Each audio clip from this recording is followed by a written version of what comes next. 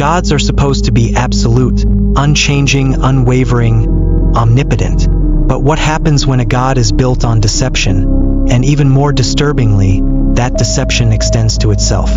In Lord of the Mysteries, Klein Moretti ascends to godhood not through sheer power, but by constructing an elaborate lie, one that even he must eventually believe. Today, we unravel the paradox of the fool, a god that exists because it has convinced reality and itself that it must.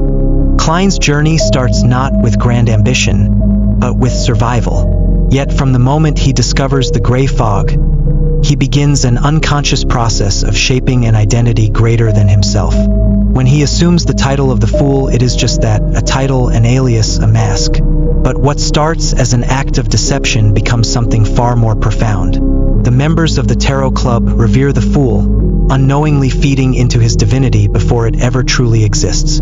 Here lies the first step in the paradox. Klein does not become a god and then gain worship.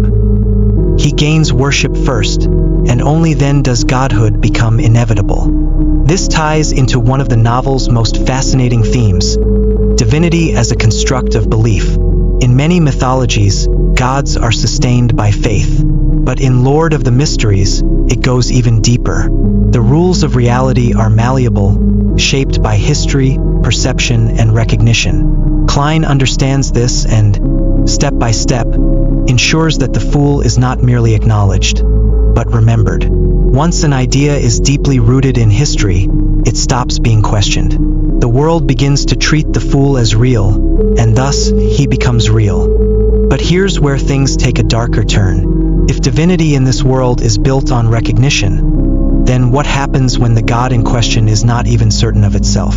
Klein constantly struggles with his own identity, balancing between his human origins and the god he is expected to become. He constructs layers of illusion, not just to deceive others, but to hold himself together. The moment he doubts his own legitimacy, the foundation of his existence weakens. And so, he plays the ultimate trick.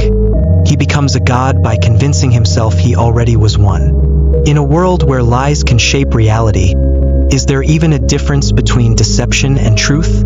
This is a core question that Lord of the Mysteries explores. The fool is not an entity that forcibly seizes control of fate. Instead, it is an entity that subtly aligns the perception of history, memory, and belief in such a way that its own existence becomes undeniable. Klein does not outright lie about being a god. He ensures that reality itself begins to affirm it for him. In doing so, he navigates the razor-thin edge of manipulation and actual divinity. So, when Klein finally ascends, is he still Klein Moretti? Or is he something else entirely? The answer is both and neither. He is a paradox, a god created through deception, but one that can no longer be denied. He has not simply tricked the world. He has tricked himself into godhood, and in doing so, reshaped reality in his image.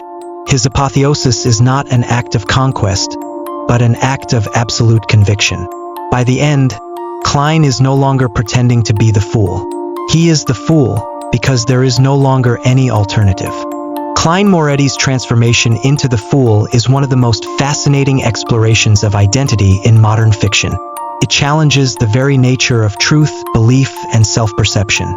Is godhood real if it is merely the result of a shared lie? Or is that precisely what makes gods exist in the first place? In the end, Klein proves one thing above all: if you control perception, you control reality. And if you control reality, you are, for all intents and purposes, a god.